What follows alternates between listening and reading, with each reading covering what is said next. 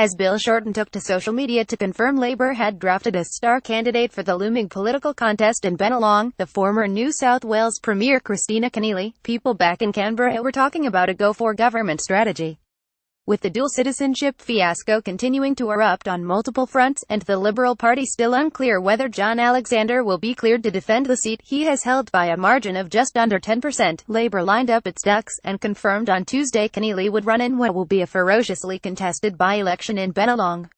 The day one messaging was delivered with equally ruthless precision. Keneally told reporters in Sydney on Tuesday she was running, not because Alexander, a lovely guy, great at tennis, sloppy with paperwork, was a dual citizen, but as a referendum on the performance of the Turnbull government. With all the stature and experience of a former state premier, and the polish of a professional broadcaster, Keneally smiled genially as she went for Malcolm Turnbull's throat. She said Turnbull had allowed a crisis to envelope the parliament on his flanked by Shorten. Keneally told reporters she was running because this is a moment, this is an opportunity for the community in which I live to stand up and say to Malcolm Turnbull, your government is awful. Enough is enough. Kristina Keneally honored to stand in Bennelong by-election video. We have had enough of your poor services. We have had enough of your poor policies, and we have had enough of your poor leadership, she said. Shorten cast Labour as the underdog in the by-election contest on the 16th of December. It's tough for us. This is a 10% Liberal seat. Shorten said he admired Keneally's accomplishments, but she's not guaranteed of success here. We are behind as we speak. But she's a fighter. I'm a fighter, and the people of Bennelong have got a chance to send a wake-up call to Mr. Turnbull and his government, because they do need a fair bit of waking up. The Labour leader reinforced Keneally's message that the Bennelong by-election was an opportunity to send a message to Canberra. It's not about the personalities, he said. It may have been triggered by John Alexander falling foul of the Constitution, but it's actually not about Mr. Alexander. The people of Bennelong have an opportunity to send a message to Mr. Turnbull. The answer to the why Keneally question is obvious.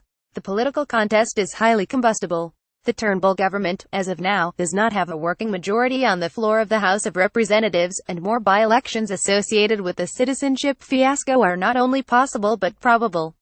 Both frenemies and enemies are circling Turnbull. Quite literally, anything could happen between now and Christmas, or during the opening stretches of 2018.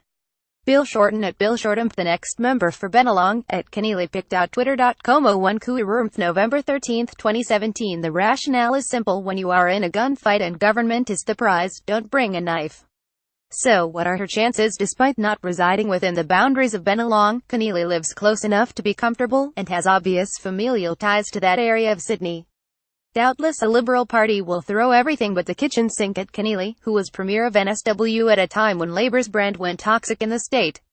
We can expect a close and ugly battle. While it's obvious the candidate carries historical baggage, and her opponents will attempt to sink her with it, Greg Hunt was first cab off the rank, declaring her Eddie Obied's protege. Keneally's candidacy will mean the Liberal Party will have to get its act together, and quickly, because serious sandbagging will be required.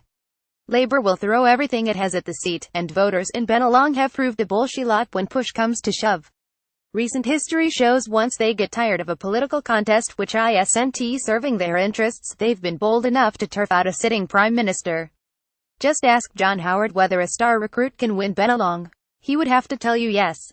So of course a candidate of Keneally's caliber and credentials has a shot, and a reasonable one.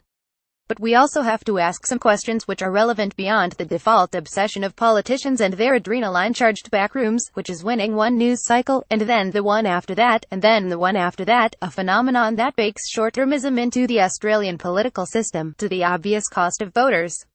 This is a deft move by Labour politically, emblematic of Shorten's ruthless and often highly successful instincts to outflank his opponents, but it also carries long-term consequences. If Keneally creates the desired upset and wins the seat on the 16th of December, and starts a new phase of her political career in Canberra, she has a public profile to rival Shorten's and experience at the apex of a government which he lacks. Is she supposed to sit politely on the backbench and tend her constituency? Keneally's star burned so brightly she couldn't even get through her first press conference as Labour's candidate for Bennelong without being asked would she like to be Prime Minister.